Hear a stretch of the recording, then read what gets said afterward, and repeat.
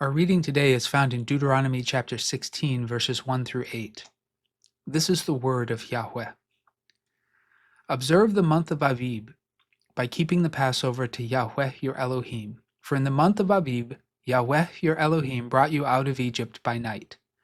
You shall offer the Passover sacrifice to Yahweh your Elohim from the flock and the herd at the place that Yahweh will choose as a dwelling for his name. You must not eat with it anything leavened. For 7 days you shall eat unleavened bread with it, the bread of affliction, because you came out of the land of Egypt in great haste, so that all the days of your life you may remember the day of your departure from the land of Egypt. No leaven shall be seen with you in all your territory for 7 days, and none of the meat of what you slaughter on the evening of the first day shall remain until morning. You are not permitted to offer the Passover sacrifice within any of your towns that Yahweh your Elohim is giving you, but at the place that Yahweh your Elohim will choose as a dwelling for his name. Only there shall you offer the Passover sacrifice, in the evening, at sunset, the time of day when you departed from Egypt. You shall cook it and eat it at the place that Yahweh your Elohim will choose. The next morning you may go back to your tents. For 6 days you shall continue to eat unleavened bread, and on the 7th day there shall be a solemn assembly for Yahweh your Elohim, when you shall do no work. The history of the people of Israel, of course, did not begin on the foothills of Sinai, nor did they begin in the events of the Exodus by which God had led them there. Israel's history began with God's call to Abram, which has been preserved for us in Genesis chapter 12, verses 1 through 3 as follows. Now Yahweh said to Abram, Go from your country and your kindred and your father's house to the land that I will show you. I will make of you a great nation, and I will bless you, and make your name great, so that you will be a blessing. I will bless those who bless you, and the one who curses you I will curse, and in you all the families of the earth shall be blessed. So the beginning of the ancient people of Israel was the call of Abram. And yet, throughout the time of the patriarchs, that is Abraham, Isaac, and Jacob, whom God renamed Israel and from whom his descendants received their national name, Israel was not a nation. Israel became a nation at Sinai, when God and they covenanted together during the time of Moses. So again, the beginning of the ancient people of Israel was God's call to Abraham, and the national origin of Israel was the covenant to which they agreed at Mount Sinai.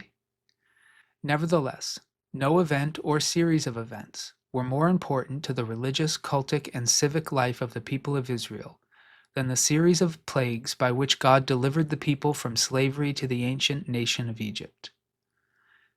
And the final of those plagues, the death of the firstling calves and firstborn sons of Egypt on the night of the Passover, came to represent all that God had done from Abraham to the present day of those commemorating the feast, to see his people enter into relationship with him and into the life he had promised to Abraham at the very beginning.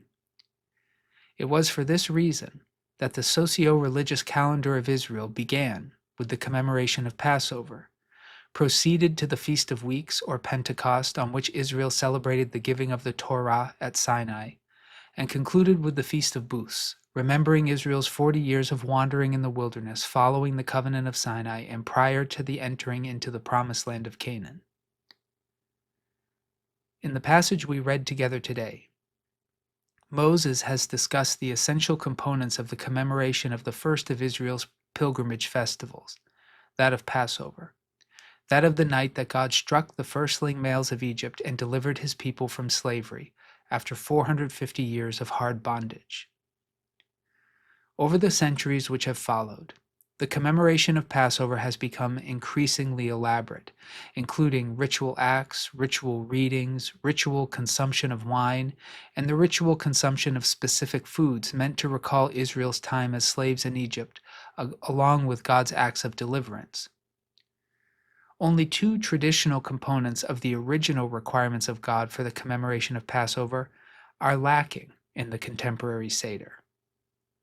That of the requirement that the Passover be eaten in the location of the tabernacle or temple, and that of the requirements regarding the sacrifice and consumption of the Passover lamb. In the wake of the destruction of the temple in Jerusalem by the Romans in AD 70, along with the banishment of the Jewish people from the Holy Land in the AD 130s, also by the Romans. From the AD 130s to AD 1948, the Passover was eaten in exile.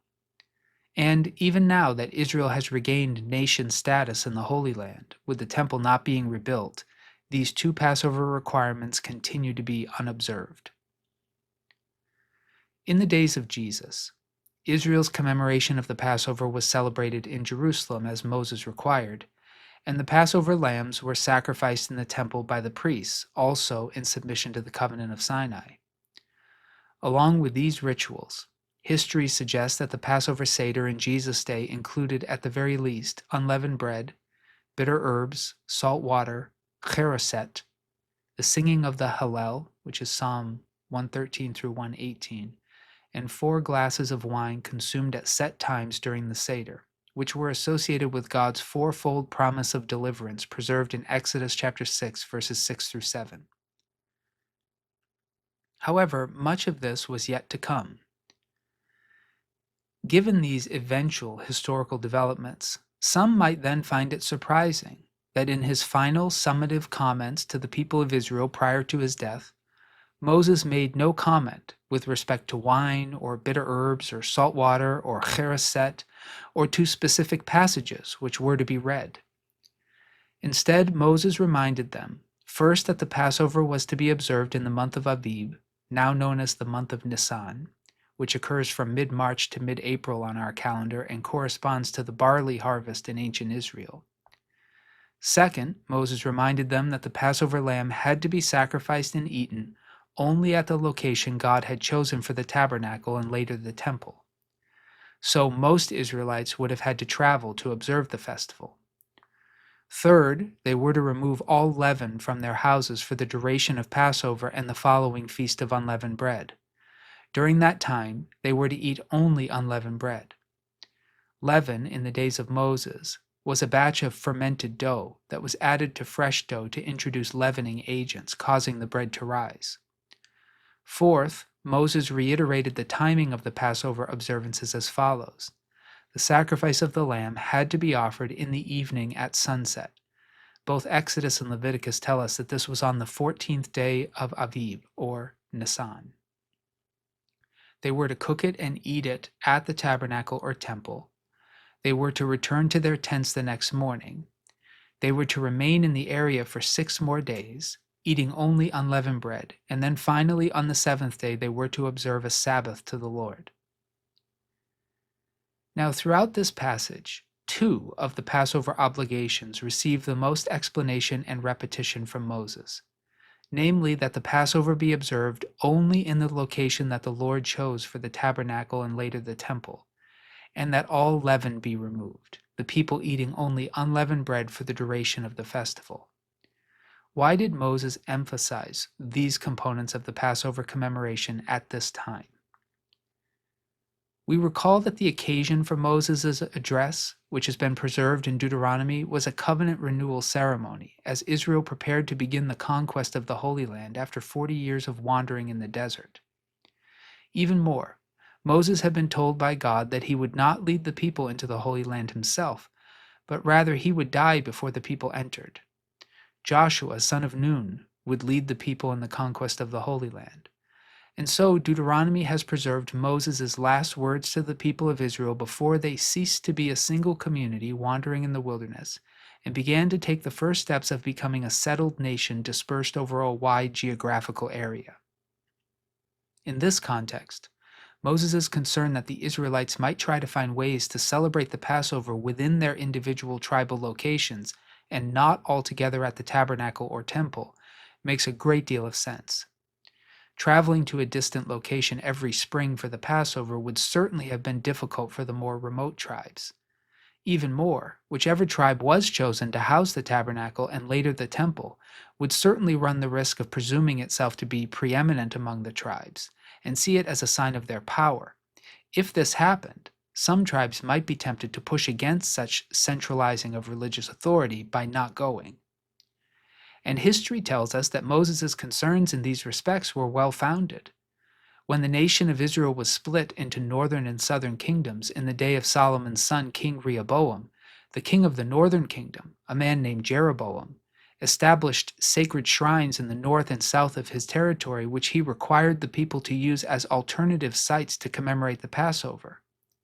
Even more, we find out in 2 Kings chapter 23 that King Josiah of the southern kingdom of Judah, who reigned from around 640 BC to 610 BC, near the end of Israel's life as an independent nation, commanded all of Judah to celebrate the Passover. And 2 Kings chapter 23 verse 22 tells us the following: "No such Passover had been kept since the days of the judges who judged Israel, even during all the days of the kings of Israel and of the kings of Judah." So Moses anticipated well Israel's future resistance to traveling to a singular location chosen by God every year for the Passover, no matter the geopolitical situation in which they found themselves.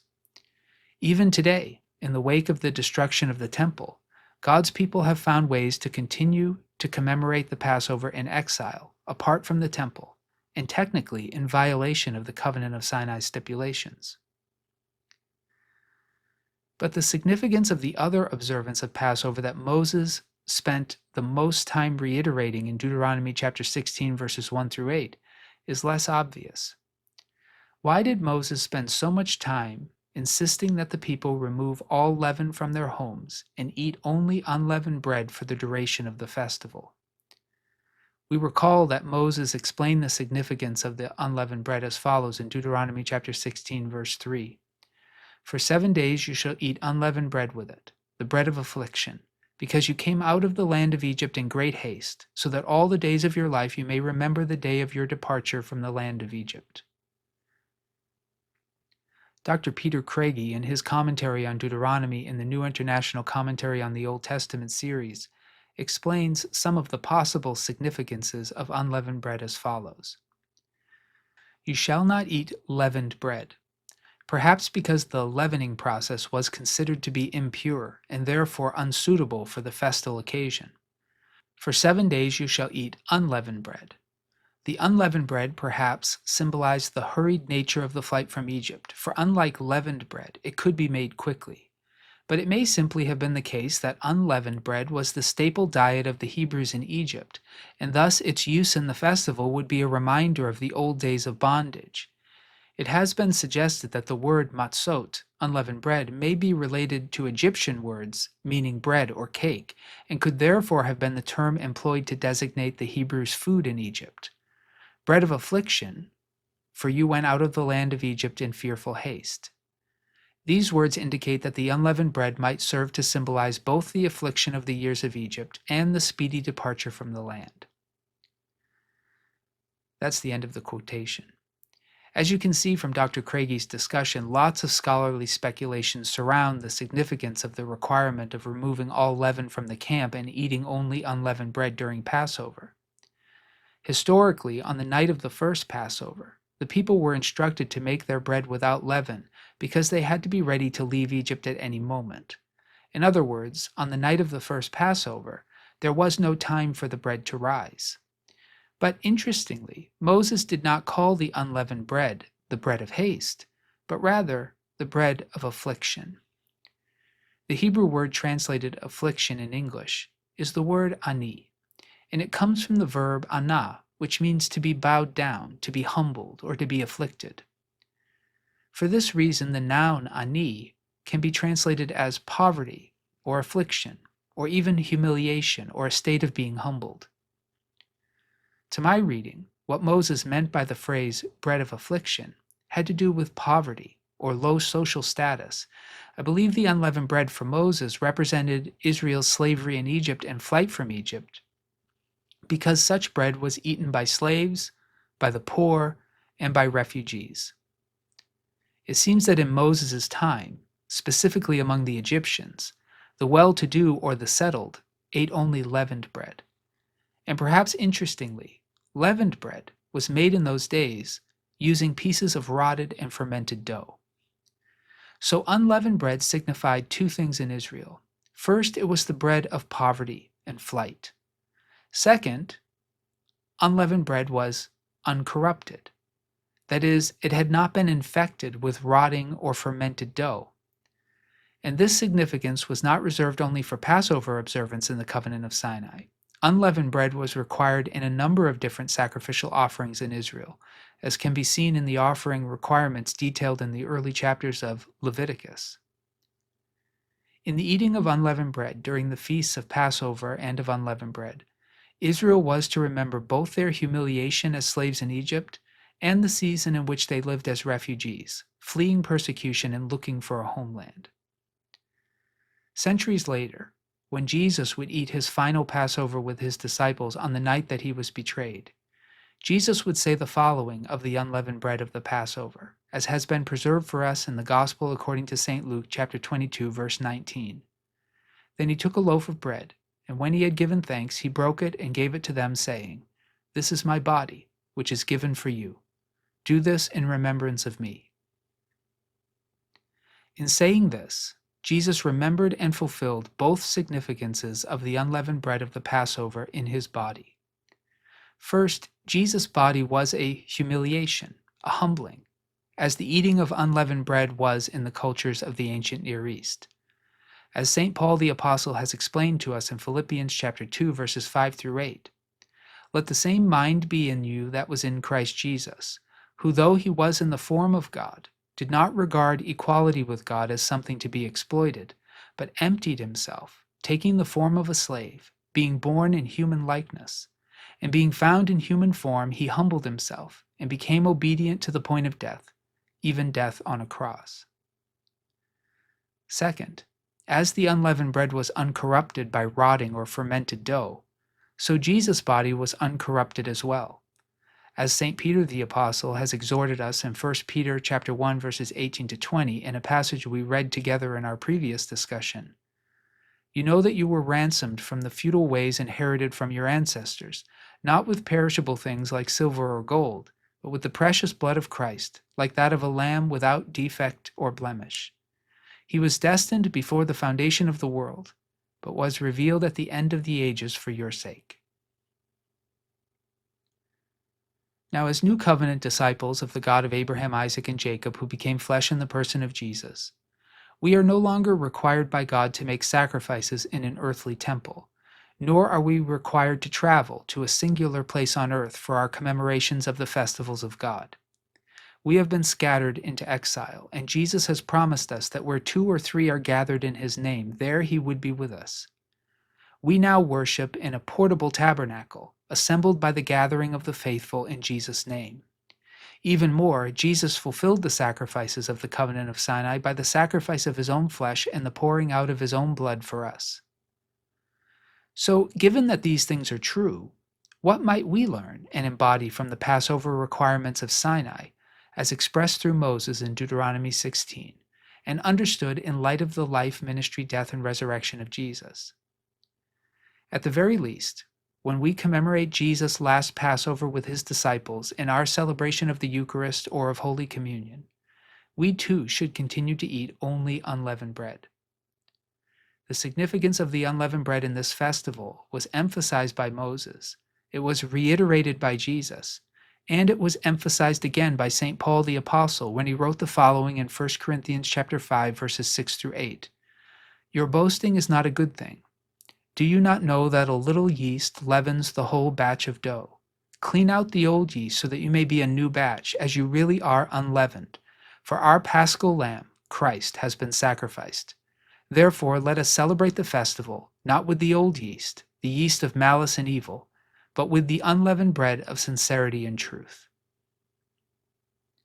And when we eat this unleavened bread in our commemoration of the interpretation of Passover that Jesus provided to his apostles on the evening of his betrayal and arrest, may we too remember that we were slaves of sin and death, that we too are now exiles and refugees in the world, awaiting a homeland that is to be revealed at our resurrection and at the coming of the Son of Man in glory.